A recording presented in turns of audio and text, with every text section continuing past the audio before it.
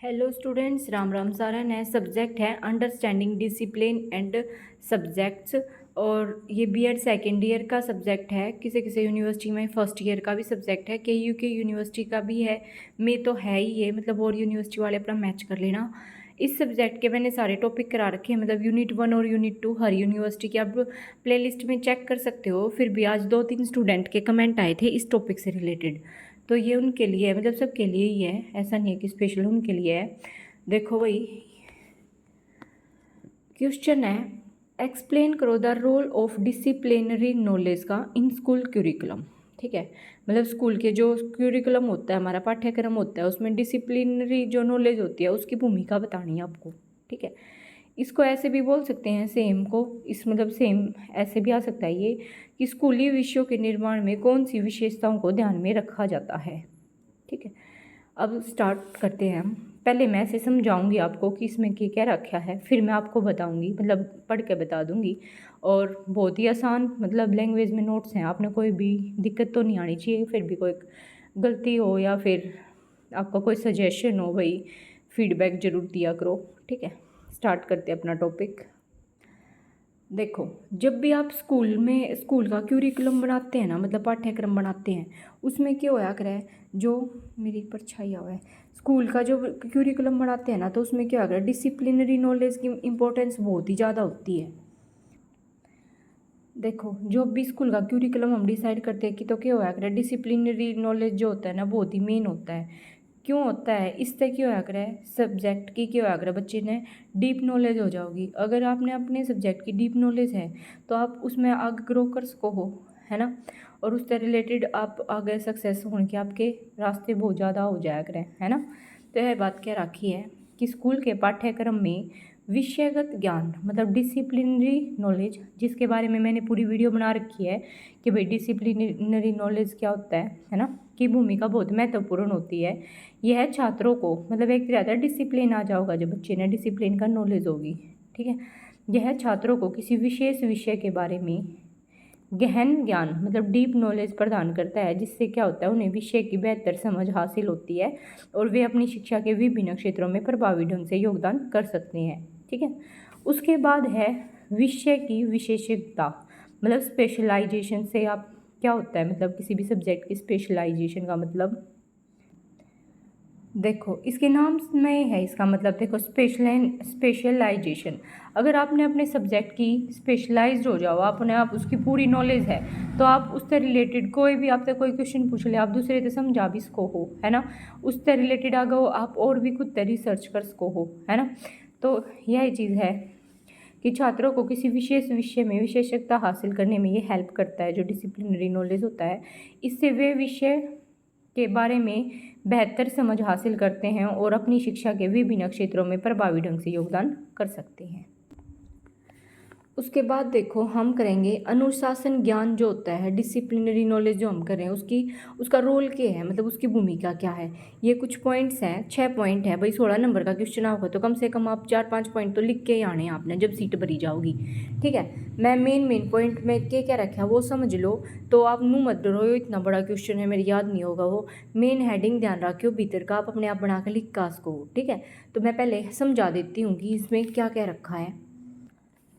देखो, इसने ना अब अपनी लाइफ से रिलेट करके चलियो, आपके सारे पॉइंट मतलब याद भी करने की जरूरत नहीं है, आपने रिवाइज भी मतलब आप बस अपनी लाइफ के बारे में सोचोगे ना, सारे पॉइंट अपने आप याद हो जाओगे। देखो, डिसिप्लिनरी नॉलेज, अगर आप में डिसिप्लिन है मतलब डिसिप्लिन से आप स्टडी कर रहे हो भाई, पढ़ रहे हो, कोई से भी काम नहीं कर रहे हो, तो क्या होगा, जिस भी बच्चे में डिसिप्लिन होगा, सबसे पहली बात तो हमारी बुद्धि की रहेगी, सेंटर में रहेगी। सेंटर में रहेगी तो मतलब हमारा क्या होगा, उस सब्जेक्ट में इंटरेस्ट होगा, और हम जितना फोकस होगा किसी सब्जेक्ट में करेंगे तो उतना ही अच्छे से। इब कोई बच्चा इस वीडियो नहीं कर रहा है, अगर उसका माइंड सेंटर में है मतलब कि वो ध्यान लगा कर पढ़ रहा है, जितना वो अच्छे से ध्यान लगा कर पढ़ेगा उतना अच्छा उसके समझ में आएगा, उतना अच्छा उसका एग्जाम में भी याद रहेगा। अगर उसका दिमाग नू रहे अगर ना पेपर में कभी ना आवे और कौन कौन से टॉपिक रह गए, मतलब फालतू की और चीज़ों पे भी ध्यान रखेगा, तो उसका ना तो टॉपिक कवर होगा अच्छे से, है ना, और ना ही वो एग्ज़ाम अच्छे से कर पाएगा। ठीक है, उसके बाद है दूसरा दूसरा पॉइंट क्या है, जिस बच्चे ने भाई डिसिप्लिन आ गया तो उसमें मैनेजमेंट भी होगी, टाइम की मैनेजमेंट करनी सीख जाओगा, है ना। ये आप एग्ज़ाम की तैयारी कर रहे हो तो अगर आप में टाइम मैनेजमेंट है भाई, तो आप अच्छे से ये हमने बीएड में नू पता है कि सारी सीट भरकानी पड़े हैं कि भाई 16 नंबर का है तो 8 पेज तो भरकानी आनी है। तो 8 पेज मतलब अगर आप में टाइम मैनेजमेंट होना चाहिए, और ऐसा तो है नहीं आप कति घिसट लाग रहे हो, है ना, मतलब कति आराम आराम तो लाग रहे हो, नहीं तो पेपर में 4 पेज भरे जाऊंगे, है ना। और कई बालक क्या करेंगे भाई, आंधे हुए भी है ना, मतलब सब कुछ उनको पेपर आ रहा है और टाइम मैनेजमेंट के कारण है ना, टाइम मैनेजमेंट के कारण उनका पेपर रह जाया करे, है ना। ऐसे ही कम्पिटिटिव एग्जाम में होता है, जैसे रीजनिंग वगैरह है भाई, आपका किसी एक क्वेश्चन में अटके रह गए तो अटके रह जाओगे, है ना। तो ये टाइम मैनेजमेंट आ जाएगा जिस बच्चे को डिसिप्लिन होगा जिसमें, ठीक है। उसके बाद है पॉजिटिव थिंकिंग होगी उसकी, है ना। थिंकिंग पॉजिटिव होगी तो वो इतना अच्छे से काम कर पाएगा, उतना अच्छे अपना टारगेट कर पाएगा, उतना अच्छा उसका सिलेबस होगा। उसके बाद है सेल्फ डिसिप्लिन।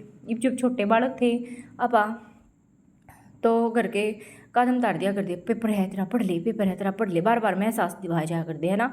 ये पापा बड़े हो गए तो खुद में सेल्फ डिसिप्लिन भी आ जावा है भाई, सब ने बेरा है कि ना पढ़े तो कल का पेपर भी होगा अगर थारा किसी का, तो मतलब अगर आप नहीं पढ़े तो फेल हो जाओगे, बार बार में तो कोई ना टोका बड़े हुए पाछे, है ना।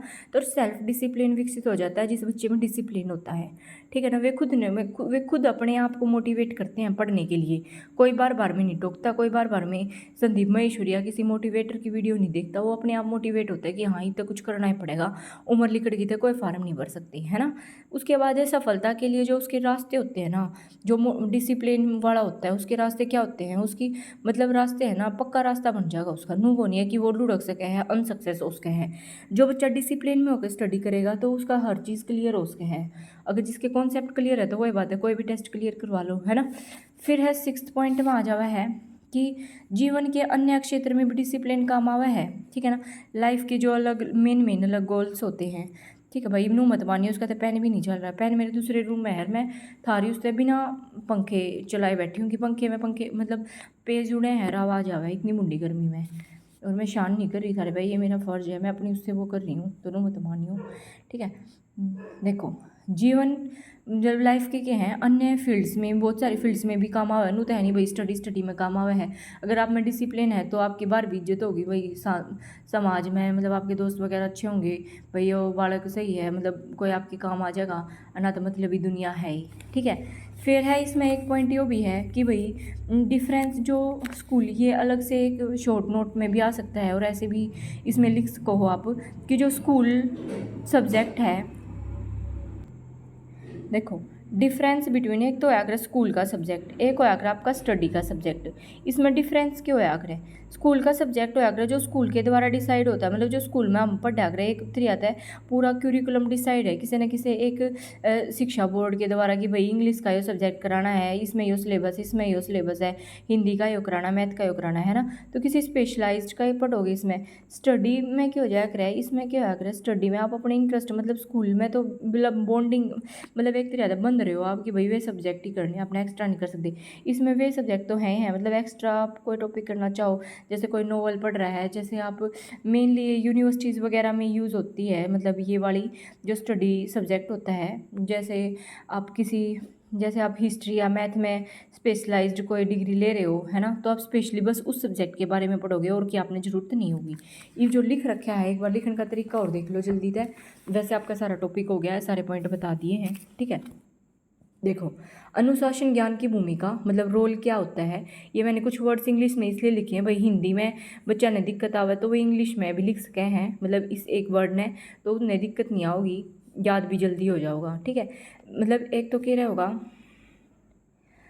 होगा सेंटर्ड, केंद्रित रहने में मदद करता है, मतलब अनुशासन ज्ञान छात्रों को पढ़ाई के दौरान ध्यान केंद्रित रखने और बाहरी डिस्ट्रैक्शंस से दूर रहने में मदद करता है। फिर है समय का प्रबंधन, मतलब मैनेजमेंट करने में मदद करता है। अनुशासन ज्ञान छात्रों को अपना समय प्रभावी ढंग से प्रबंधित करने, मतलब मैनेज करने और सभी कामों को समय पर पूरा करने में मदद करता है। फिर है सकारात्मक रखने का माहौल बनाता है, मतलब पॉजिटिव रहे उनका, है ना। अनुशासन ज्ञान एक ऐसा वातावरण बनाता है, मतलब ऐसा इन्वायरमेंट बना देगा जहाँ छात्र बिना किसी बाधा के सीख सकते हैं। वो बात है, ओवर थिंकिंग नहीं कर रहा, वो एक स्ट्रेस नहीं ले रहा, तो वो अच्छे से समझेगा, है ना। और शिक्षकों के साथ प्रभावी ढंग से बातचीत कर सकते हैं। फिर है सेल्फ डिसिप्लिन, आत्म अनुशासन विकसित करता है। अनुशासन ज्ञान छात्रों को आत्म अनुशासन विकसित करने में मदद करता है, जिससे वे अपने लक्ष्यों को प्राप्त करने के लिए खुद को प्रेरित मतलब मोटिवेट कर सकते हैं और जिम्मेदारी के साथ काम कर सकते हैं।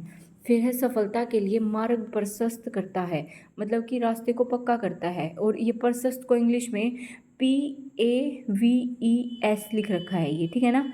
इसको ये बोलते हैं, अगर जिस स्टूडेंट ने इंग्लिश में चाहिए तो प्रशस्त का मतलब होया करे मतलब रोड पक्का होना, मतलब एक रहता है आपका रास्ता पक्का है, आप यहाँ पे लुढ़क नहीं सकते अगर डिसिप्लिन है तो, ठीक है। अनुशासन ज्ञान छात्रों को संगठित रहने, समय का प्रबंध करने और अपने लक्ष्यों पर ध्यान केंद्रित करने में मदद करता है, जो उन्हें शैक्षणिक और व्यक्तिगत सफलता के लिए प्रेरित करता है। फिर जीवन के अन्य क्षेत्रों में भी मदद करता है। विद्यालय में सीखा गया अनुशासन ज्ञान छात्रों को जीवन के अन्य क्षेत्रों में भी मदद करता है, जैसे कि नौकरी में, वही सामाजिक जीवन में और व्यक्तिगत संबंध में। मतलब अगर आप अपनी व्यक्तिगत संबंध, भैया अपने घर के अकेला रिश्ते हो गए, अपने किसी भी समाज में किसी अकेला रिश्ते हैं, उनमें डिसिप्लिन है तो आपने नुबेरा उनसे कैसे बातचीत करनी, कैसे बिहेव करना है। फिर difference between school subject and study subject में, यह स्कूलों में पढ़ाए जाने वाले ज्ञान का एक विशिष्ट क्षेत्र होता है, मतलब जैसे गणित, विज्ञान, इतिहास। इसमें क्या होया अगर औपचारिक मतलब स्कूल के पाठ्यक्रम से परे जो अलग सब्जेक्ट होते हैं ना, और या जो आपके इंटरेस्ट के सब्जेक्ट होते हैं, उनकी एक व्यापक श्रृंखला शामिल, मतलब एक वाइड वो होगी। मतलब जैसे कि अक्सर विश्वविद्यालय स्तर पर खोजा जाता है, जैसे कि आप हिस्ट्री, स्पेशलाइज हिस्ट्री कर रहे हो या फिर स्पेशलाइज BEd भी कर रहे हो, मतलब किसी एक सब्जेक्ट पर कमांड कर रहे हो जिसमें आपका इंटरेस्ट होगा, ठीक है। तो भाई ये टॉपिक ना समझ में आया हो तो कमेंट कर दियो। Thank you so much, all the best for your exam.